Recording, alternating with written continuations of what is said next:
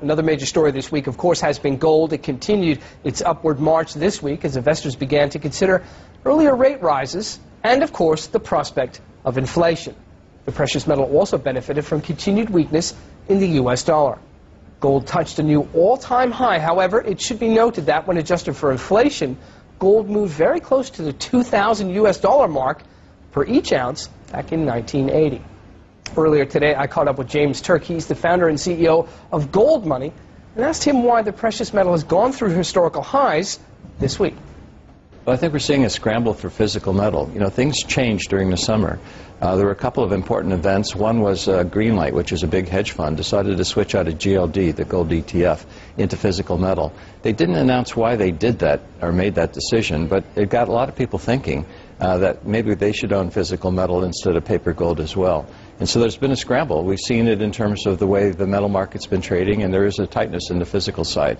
And at the end of the day, it's the demand for physical metal that really drives the gold price. That is interesting because we had seen enormous ETF participation in the first part of the year. I think 450 million ounces in the first quarter alone. That slowed to only about 700,000 ounces in the third quarter. My suspicion was that investor demand was drawing up a little bit as equity markets gained traction, but now we have this big shift. Yeah, exactly.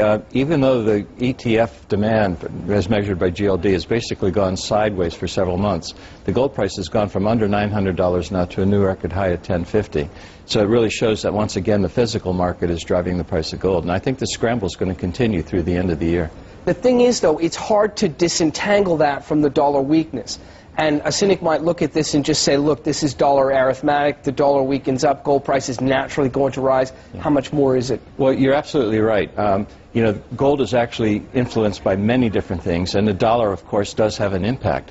But at the end of the day, a strong dollar or a weak dollar doesn't really matter when people want physical gold. And they'll want physical gold for a number of different reasons, the most important being that you don't have counterparty risk when you own a tangible asset.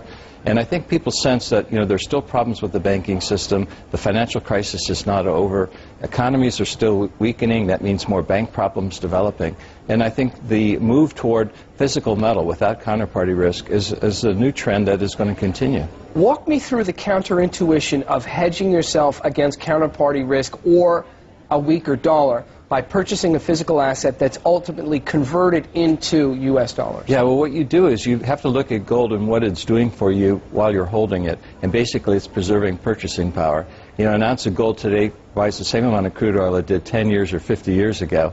It preserves purchasing power over long periods of time. At times you want to hold it, at times you don't. Right now you want to hold it because not only does it preserve purchasing power, because it is a tangible asset, it doesn't have counterparty risk. Another thing that we're seeing, particularly in my company, a lot of business coming from the UK. As the pound sterling has dropped relative to the euro, people are understanding that there's another risk that they have to hedge against, foreign exchange risk, and gold preserves purchasing power regardless which money you're valuing it in. So the price of gold has risen very high against sterling, not as high against the euro, but it's protected people who have owned gold against this drop in sterling against the euro. Now, just briefly, traditionally gold has a relationship with inflation, or at least presumably so. That connection's been tenuous at best. Gold has a negative carry, as we've described before. Right. Physical gold costs to hold. In that intuition, then, as interest rates rise, would you expect actually less demand for gold because you get positive carry in an interest rate environment? Yeah. What you really have to look at is real interest rates, you know, interest rates adjusted for inflation. And right now they're negative, meaning that there is no cost of carry when you're holding gold on a purchasing power basis. And what the Federal Reserve needs to do to save the dollar is what Paul Volcker did back in the early 80s. They have to keep raising interest rates in order to save the dollar.